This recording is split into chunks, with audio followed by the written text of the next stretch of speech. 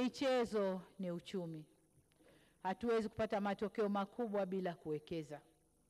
Miongoni mwa hatua tutakazozichukua ni kuanzisha na kuendesha shule za michezo nchini.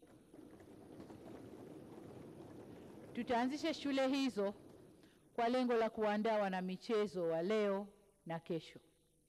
Kama mnavyofahamu, nchi yetu itakuwa mwenyeji wa mashindano ya AFCON mwaka 2027 na kuelekea huko tutakamilisha ujenzi wa viwanja vitakavyotumika, kiwemo uwanja wa AFCON uliopo Arusha na maboresho ya viwanja vingine nchini.